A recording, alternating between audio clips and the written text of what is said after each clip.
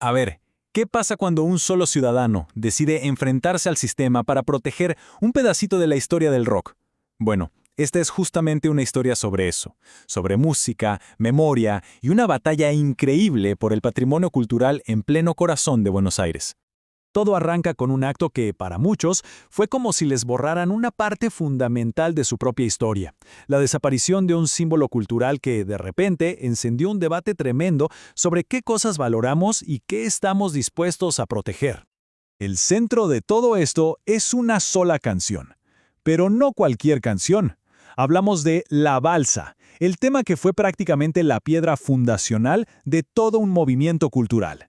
Y el lugar exacto donde nació esa magia se había marcado para siempre. O, bueno, eso es lo que todos creíamos. Ahí, en esa esquina histórica de Rivadavia y Jujuy, estaba la placa. Pero ojo, no era un simple adorno. Estaba declarada oficialmente como un bien de interés cultural. ¿Y qué significa eso? Que tenía un blindaje legal, que era una pieza del patrimonio de la ciudad que, en teoría, era intocable. Y así, como si nada, un día, la placa ya no estaba. La había sacado un comerciante de la zona. Y ese acto, que podría haber pasado desapercibido, fue el inicio de una batalla legal y, sobre todo, cultural. Pero claro, que la sacaran no quedó en la nada. La ausencia de la placa generó una reacción que nadie se esperaba, y todo gracias a una figura clave que decidió tomar cartas en el asunto. Y acá es donde la historia da un giro total. Aparece Carlos Calderón. Y fíjense qué loco, no era un vecino del barrio ni de Buenos Aires, era un periodista y músico de rock de Mendoza. Para él, como rockero, esto no era un problema local, sino un ataque directo a la historia del rock argentino, un legado que es de todo el país. O sea, Calderón no estaba peleando por un pedazo de metal. Estaba defendiendo una causa para toda la comunidad rockera. Su reclamo hizo eco, y muchísimos sintieron que, con esa placa, les estaban borrando un capítulo de su propia historia.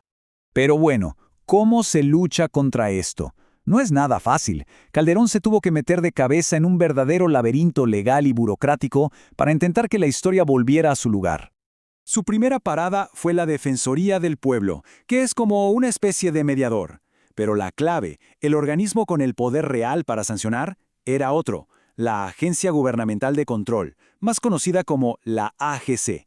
Ahí había que llegar.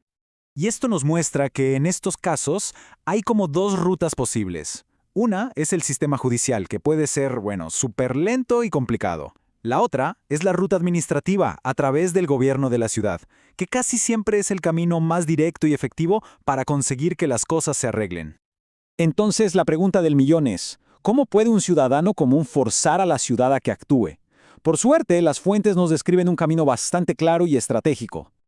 Este es, básicamente, el manual de instrucciones. Primero, llevar la denuncia al organismo que tiene el poder de sancionar. Segundo, exigir castigos concretos, como multas y la orden de que pongan la placa de nuevo. Y tercero, conseguir un abogado que sepa cómo moverse para que la burocracia no te duerma el caso.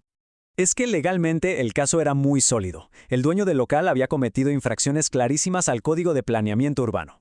O sea, la ley estaba del lado de la denuncia. La primera herramienta de presión es esta, las multas. La idea de la vía administrativa es aplicar sanciones económicas que realmente se sientan, para que la infracción tenga un costo real para el que la cometió. Y acá está el objetivo final. No es solo la multa, es esto, una orden legal obligatoria del gobierno de la ciudad para que el propietario reponga la placa. Es ni más ni menos la restauración del patrimonio. Ahora, si nos alejamos un poco del caso legal, esta historia nos hace pensar en algo mucho más profundo, que tiene que ver con nuestra memoria como cultura.